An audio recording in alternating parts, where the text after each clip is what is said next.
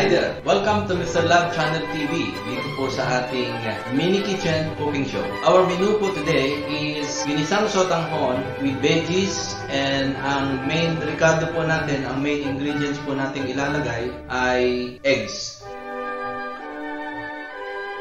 Ito pong itlog ay pwedeng maging recado ng ipiprepara nating ginisang sotanghon with veggies. And ipakikita ko po ang paraan ng pagluluto sa inyo. Ang mga pangunahing sangkap ay ang mga sumusunod. 5 itlog. We have 1 white onion, 4 to 6 pieces clove garlic, and of course we have the kicker of the show. We have red chili pepper. We have 1 carrots, and we have 2 strings of celery, 2 servings of sotanghon, and 1 piece of star of anise for smell. Ito po yung ating sotanghon pagkatapos nating pakuluan ng marahan sa init na tubig, pero hindi po kumukulong tubig. Nilahukan din po natin ito ng vegetable oil upang hindi po magkadikit-dikit ng husto yung ating sotanghon. And of course, ang isasabaw po natin sa ating ginisang sotanghon ay ang ating rice milk na ipinrepara na po natin kanina nung tayo ay magsaing. Di po tayo gumagamit ng tubig, kundi ang mula sa pinakuluang bigas ang ipinanglalahok nating panglasa para sa ating pong mga food preparations. And the other ingredients are the following. We have Marca Piña soy sauce. We have this sweet sauce that we are going to mix in our sotanghon. Ito po ang magic sarap ng Mr. Love Channel TV. Ito po ang black powder pepper. At nandito po ang coriander powder. And of course, we have the MSG. Alright? And yan po ang mga rekado na ating magagamit ngayon at mga pampasarap. So, simulan na po natin iprepara at hiwain ang ating mga ingredients katulad ng sibuyas, ang bawang, ang red chili pepper, at ang iba pang mga pampasarap nitong ating lutuin. Ang ating simpleng lutuin, gamit po ang 5 pirasong itlog. Let's chop the white onion into 8 equal parts. 8 equal parts. So, these are 8 equal parts, each of the other side of the white onions.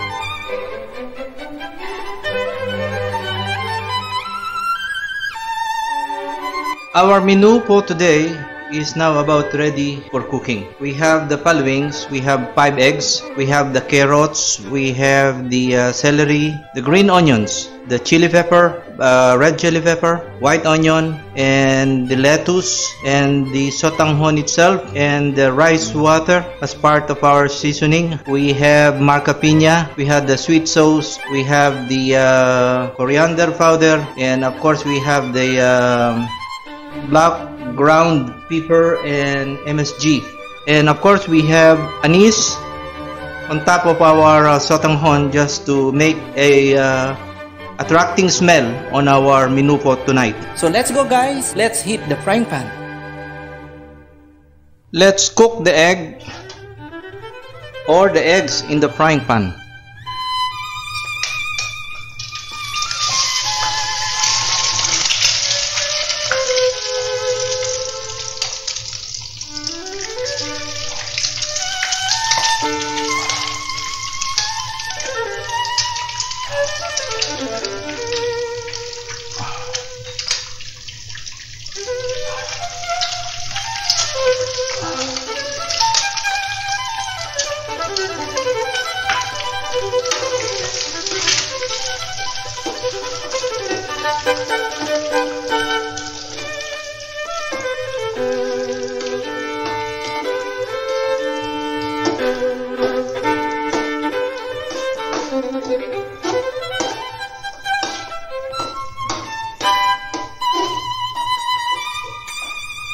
We did not scramble the eggs. We break the pieces of eggs into some tiny equal parts like this, as it is shown in this video. And now we are going to season it with 1 teaspoonful of ground pepper and 1 teaspoonful of coriander powder for seasoning.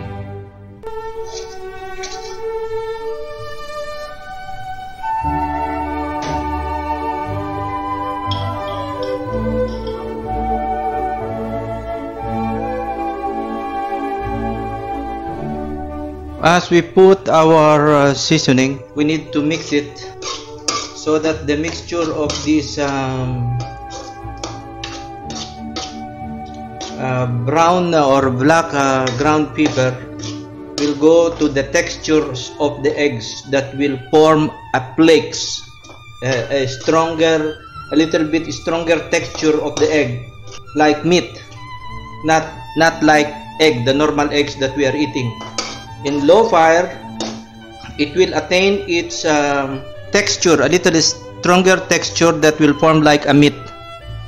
And now we will put 1 teaspoonful of MSG to our egg mixture, okay, and slowly mix it. Due to the mixture of the black and ground pepper and then the 1 teaspoonful of coriander powder and the MSG, the density and texture of the egg will be changed into like meat-like thing. It is not the normal egg that we are making omelets. Once we made this mixture and let it cook this way, as you have seen how the eggs are being cooked with our mixture, chemically the integration of this to the egg is somehow the density of the egg will become a little bit meaty. It's like meat later on. Now the cooking ratio for this is about 1 minute, 1 to 2 minutes. So we need to set it aside. After 2 minutes of cooking the eggs with our mixture, and it's now ready to be transferred to our bowl. We have to set it aside so that we can cook the other recipes, the ingredients that will come along with this egg. Okay, so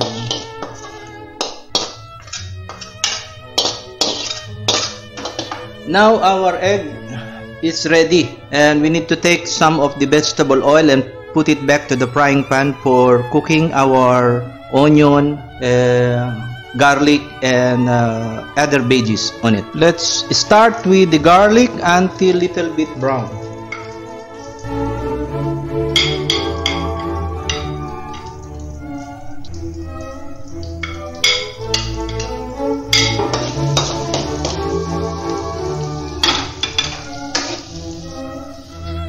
Let's put the cube onions.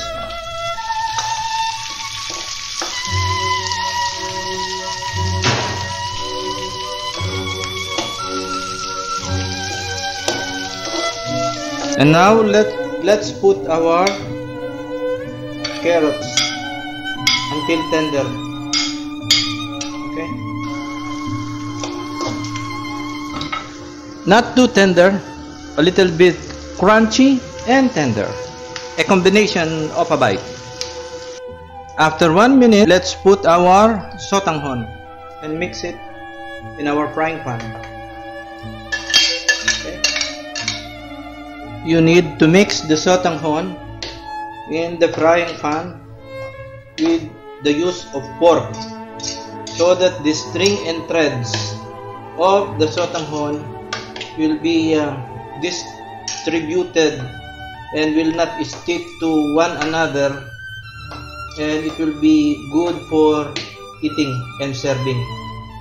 So as I have shown you, this way we have to separate it to make it distributed among the other thread of strings of this sotanghon.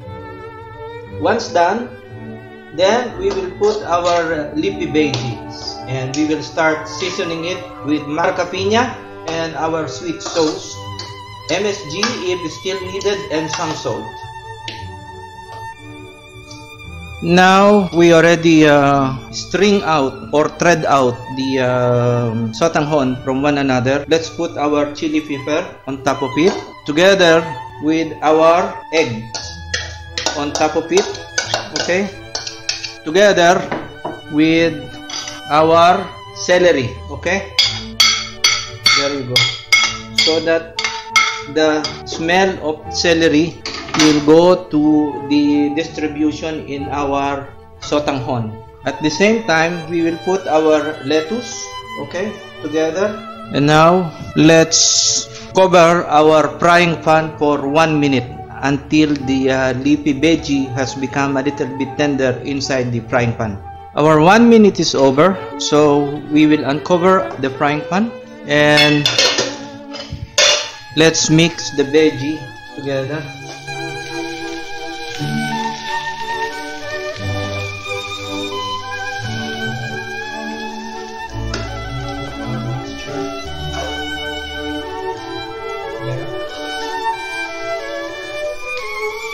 The lettuce was being mixed already, so we have to distribute the full ingredients of these eggs to our sotanghon. So now you can see now the appearance of our sotanghon.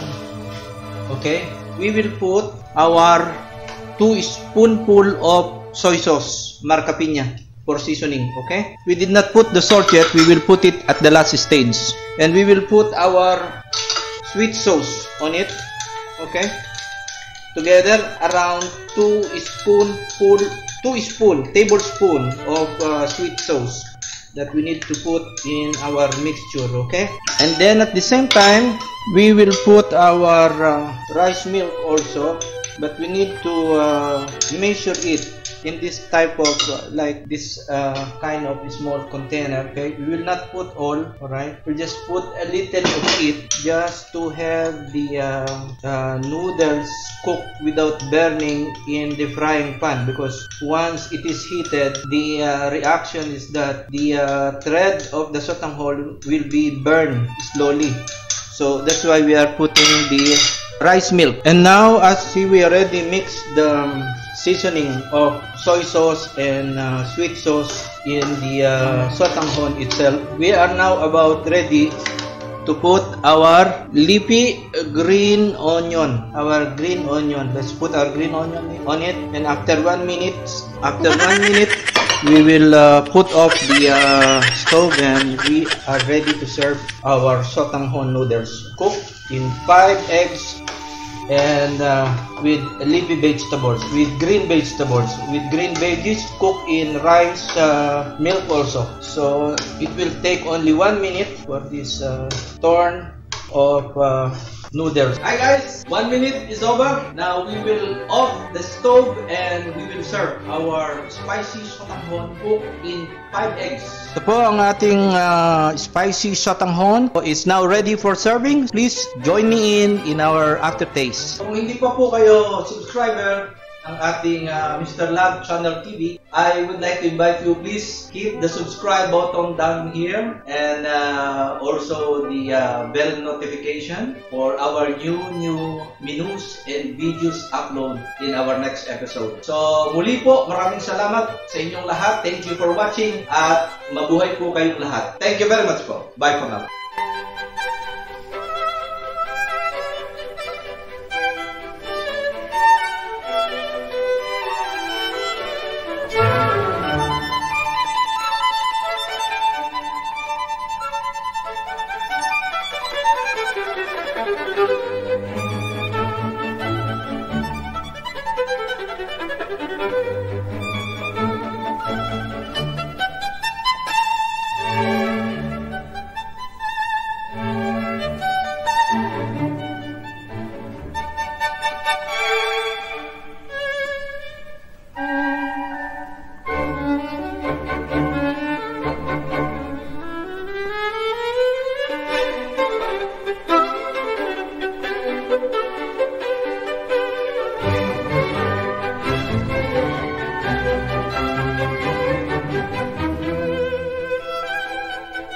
Hi guys! Welcome back to our Mr. Love Channel TV. Dito po sa ating mini kitchen cooking show. Now, please join me in our aftertaste. Ito na po ang resulta ng ating spicy sotanghon. Ito po, titikman natin ngayon ang lasa ng ating menu for today. Lagyan po natin ng lemon. Yan po, lemon. Okay. So, join me in guys. Let's start. Bismillahirrahmanirrahim.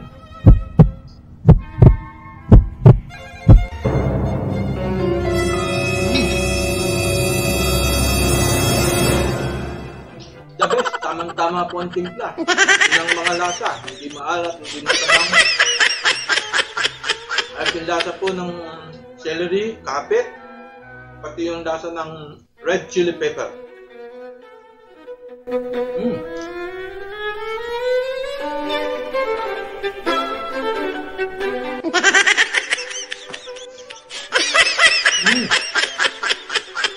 The best.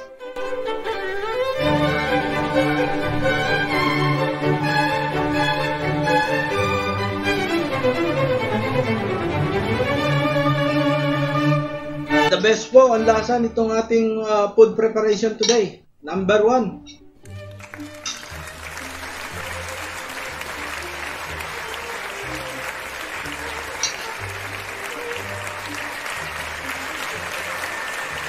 Try nyo po itong recipe natin. Sa 5 itlog, mapapasarap nyo na po ang luto nyo at magaganahan na ang buong pamilya nyo sa ating preparation. Optional po yung red chili pepper. Kung ayaw nyo pong manghang, ayaw nyo spicy, tanggalin nyo po yun. At mag-solo na lang kayo, solo plate. Lagyan nyo ng chili pepper sa tabi nyo, tirahin nyo, sabay chicha. The best po. Okay guys, thank you for watching. Until then, please subscribe to my channel. Thank